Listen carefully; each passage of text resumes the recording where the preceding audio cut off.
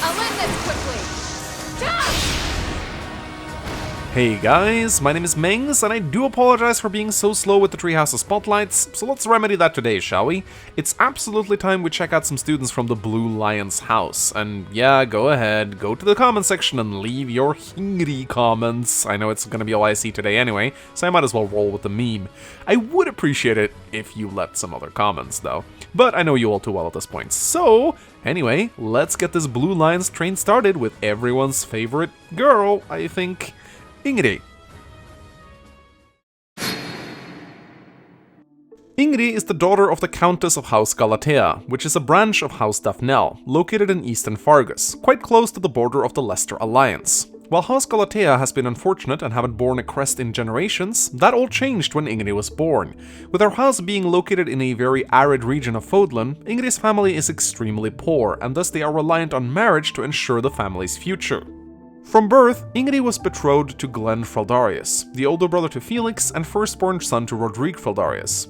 Glenn was a highly skilled warrior who would be promoted to the rank of Royal Guard at the young age of 15.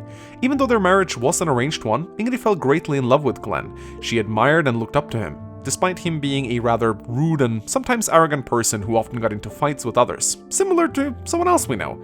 They would bond by training together, and Glenn would teach Ingrid many of his secret techniques. In addition to spending a lot of time with her fiancé, Ingrid also became good friends with Glenn's younger brother Felix, as well as Sylvain and Dimitri. The four of them would form a strong friendship, and Ingrid would look after her male friends like a worried older sister, particularly Sylvain, who often got into trouble with the girls. When Ingrid was 13 years old, a tragic event occurred in the Kingdom of Fargus known as the Tragedy of Dusker. This calamity claimed the lives of many kingdom royals, including the King of Fargus himself, Lambert Bladed, and Queen Consort Patricia von Arundel. In this horrendous massacre, many knights and royal guards were also slain, including Ingrid's fiancé, Glenn, who gave his life protecting the king. The people of Dusker were blamed for this assassination, and as a result, Ingrid grew to harbor a deep contempt for the nation and its inhabitants.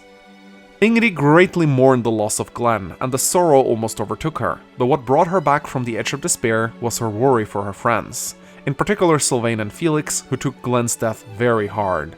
Looking after Felix and keeping Sylvain out of trouble became her way of coping with Glenn's death. Despite having lost her fiancé, Ingrid's family soon started pressuring her to remarry, as her family badly needed an alliance with another house to stay afloat, although Ingrid was more interested in honing her skills with a weapon than looking for a partner. At the age of 17, her father sent her to the Officers' Academy at Garrick Mach to allow her to hone her skills, and hoping she'd find a suitable husband there. She enrolled in the Blue Lion's house alongside Dimitri, Sylvain, and Felix. Ingrid is the textbook example of chivalry. She's honorable, she works hard, and looks after others, though most people would probably describe her as a little odd. She lacks a good sense of humor and often lets her knightly duties get in the way of socializing. She knows very little about being a lady. Despite being very pretty, as pointed out by Dorothea and their supports, Ingrid hardly knows how to apply the most basic of makeup and has no fashion sense whatsoever. Her manners are very good and she is extremely polite when she needs to be, but she can come off as very stiff and rigid. Ingrid's relationship with Sylvain and Felix reveals a lot about her. She looks after them like an older sister, particularly Sylvain, who often gets into trouble due to his philandering. In their support, we learn that Ingrid actually does a lot of cleanup work for him, going as far as apologizing on his behalf to those he hurts, even though Sylvain insists she doesn't need to do it. This shows that Ingrid has a lot of compassion and dedication to her friend, going out of her way to help him. But you could also argue that by doing this, Ingrid is enabling Sylvain's behavior, actually doing him a disservice by cleaning up his mess, therefore giving him no incentive to change his ways. In many of her supports, like the one she has with Ash, we see Ingrid questioning her path, being torn between duty and desire. While she badly wishes to become a knight at heart, she knows that this is not a path that will easily overlap with the role of a devoted wife. Since her family pressures her to marry, she knows that she might have to give up her biggest dream in order to provide for them, and many of her supports revolve around this internal conflict of wanting to pursue her dreams versus pleasing her family. Ingrid has a passion for food and really enjoys cooking. If she gets served a proper meal, she might sometimes lose herself in it, foregoing all ladylike manners and eating like a hungry animal. This shows us that Ingrid probably experienced hunger growing up, most likely due to her family going through some hard times.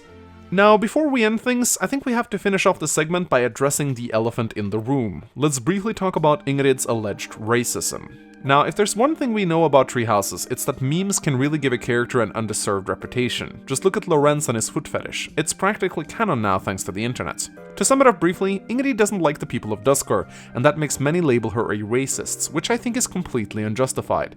Ingrid has a strong reason to hate the people of Duscur. She believes they kill her fiancé. Her hatred doesn't stem from her viewing them as being racially inferior to her. If it was the people from the Adrestian Empire or the Leicester Alliance who killed Glenn, she would most likely hate people from those nations just as much. Now, blaming a whole people for the actions of a few is definitely not good. In fact, it's pretty horrible. But it isn't racist. We see no other examples of Ingrid just irrationally disliking people because of the color of their skin or the way they talk. It's just the people of Duscur she's angry at. If you want a good textbook example of racism in Fire Emblem, go look up characters like Jill or Shinon. With Ingrid, her hatred of Duscur is born out of the events that transpired in her life, not irrational prejudice. And while it is a bit immature for her to behave this way, keep in mind that she lost the love of her life at the age of 13. I think it's perfectly reasonable for her to act a little irrationally in that regard.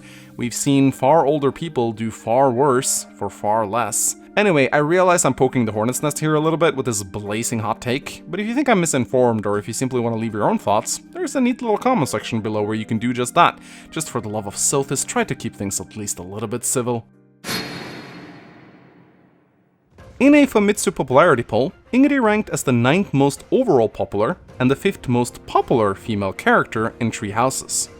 Ingrid is one of the easiest characters in Tree Houses to recruit over to your house if you don't count Sylvain when playing as female Byleth.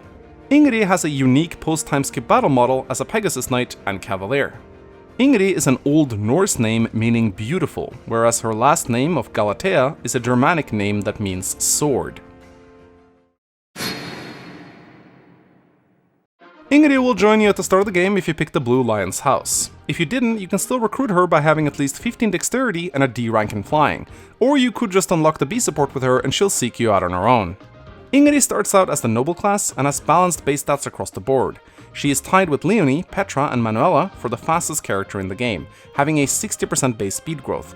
And while her base strength, magic and defense growths are all a little on the low side, her ability to double and avoid being doubled should make her a viable combat unit. She also has a really high base charm growth of 45%, meaning she'll be very good at both employing and avoiding gambits, and that is very valuable on higher difficulties where the enemies have a lot of battalions. Ingrid also has an extraordinarily high base resistance growth of 40%, which is very impressive, and will allow her to take on scores of enemy spellcasters without dying. Ingrid is strong in swords, lances, riding, and flying, and she has no weaknesses or budding talents. It is definitely recommended that you make her either a Pegasus or a Wyvern Knight, as flyers are extremely strong in Tree Houses. She can become a decent Cavalier, but the stat penalties and the negative speed growth can make it a somewhat unattractive option for some, even if Ingrid's naturally high speed growth should more than offset this. Some may think that the 5% strength growth from Cavalier isn't enough to patch up Ingrid's strength, but a 40% strength growth is more than enough for any physical unit, especially one as fast as Ingrid is. Still, flyers are on steroids in Tree Houses, so it's absolutely the most viable option for her. But if you want to have a little bit of fun, she can theoretically become a pretty interesting Holy Knight or even Bow Knight. Regardless of the path you take her on, you should definitely have her spend some time as a Brigand to unlock the Death Blow skill, as the 6 extra damage really helps her out. Ingrid's personal skill is Lady Knight. She gets 5% extra accuracy and 3 extra might when utilizing gambits. Hitting gambits can sometimes make or break your strategy on higher difficulties, particularly on Maddening mode where enemies tend to have a lot of charms, and gambits can often be incredibly unreliable. But Lady Knight combined with Ingrid's high charm makes those gambits a lot more likely to land, allowing you to take advantage of some of the more powerful but highly inaccurate gambits such as Blaze. Ingrid comes with a minor crest of Daphne, which has a 40% chance of raising her might by 5 when using combat arts. Extra damage is always nice, and 40% is a decent activation rate. On higher difficulties, particularly Maddening mode, you will use a lot of combat arts in order to overcome the extremely tough opponents coming your way, and dealing 5 extra damage can be very useful in a pinch. It isn't something you want to rely on to net a kill, but it can absolutely save you from a sticky situation when it procs. It's not the best crest in the game, but far from the worst. If you complete Ingrid and Dorothea's paralogue, and recruited Ingrid prior to beating it, she will gain access to the relic lance Lewin, a very powerful lance with 17 might, 90 hit, and 10 crits. It also has remarkably low weights for its strength. It has the same weight as a silver lance, but with 4 more might and 10 more hit and crit, it really packs a punch. It also unlocks the special Burning Quake combat art. This combat art has an extraordinary amount of might and crit on it, while also slightly boosting Ingrid's avoid. It also deals effective damage against dragons, and adds 0.3 damage per point of speed Ingrid has. Since Ingrid is one of the fastest units in the game, Burning Quake will inflict an insane amount of damage, and can downright one-shot draconic enemies. While Ingrid doesn't have a particularly good magic growth, she does have access to some decent spells. If you tutor her in recent magic, she'll learn Blizzard at D rank, Thorn at C rank, and Fimbulvetter at A rank. If you tutor her in Faith, she'll learn Heal at D rank, Nosferatu at D+, Physic at C rank, and Seraphim at B rank. Overall, Ingrid has the potential to become one of the best units in your team on hard mode, where her great speed will allow her to double often and deal plenty of damage. On maddening mode, you might experience her falling behind a lot quicker, as the speed benchmarks needed to double are just so high. She might still do it if you're a little lucky, but don't rely on it. On both modes, she should be able to dodge tank decently with alert stance though, and Death Blow can always be used to patch up her shaky strength. Make her a flyer, and you'll probably be very glad you did. I'm going to be very honest here, I find Ingrid's character pretty boring. She has a really good backstory, and the way she ties in with Glenn, a character that is frequently referenced and obviously very important to many of the Blue Lions casts, is very interesting, and certainly makes her supports a lot more engaging. But Ingrid herself as a character on her own is not terribly exciting. I hate to call her basic, because I think a lot of Fire Emblem characters can easily fall into this category, but I really don't have any other ways to describe her. I will say that being basic in and of itself isn't necessarily a bad thing. Not every character can or should be super interesting. Ingrid has a role in her group, and she fills it well. Her supports with Sylvain and Felix are adorable and some of the best I've personally seen in the Blue Lions. But it feels like once you witnessed a few of Ingrid's supports, you've basically seen them all. 3 out of 5 stars. Obligatory blonde bonus points aside, Ingrid is absolutely gorgeous and I love her design. From the first moment I laid eyes on her, I knew she was going to be one of my favorites. She probably has the best hair in the game pre-timeskip, and she is by far one of the most beautiful females at the Academy. But I will say that I'm not terribly stoked on her post-timeskip design, I just think it looks awkward and weird. Everyone who knows me knows that I'm not a big fan of short hair, but I don't really think that's the deal here. I just don't think it suits her at all, and that prevents her from getting a perfect score from me. But despite that, I still rate her 4 out of 5 stars. She is really pretty. Many would probably classify Ingrid as one of the best units in the Blue Lions house, but that is a hard title to contend with when you have characters like Dimitri and Felix running around. Still, Ingrid will most likely be one of your top performers, at least on hard mode, especially if you make her a flyer. Being one of the fastest units in the game is always a good thing, regardless of what role she fills, so it's not feasible for me to rate her anything below 4 out of 5 stars. She is very good. Thank you so much for watching this Fire Emblem character spotlights. If you enjoyed it, consider leaving a like and a comment to help it out, and subscribe for more Fire Emblem content. I'd also like to give a big thank you to my script readers for helping me out with the script of the spotlight, as well as Cyan for his editing and design. Lastly, I'd like to thank my patrons for helping me out. You guys are absolutely amazing. If you want to help support me, even if it's just a few bucks a month, every little bit helps. If you want to watch more spotlights, you can also check out the playlist for more. Until next time, my name's Mangs, and I'll see you again soon. Bye bye.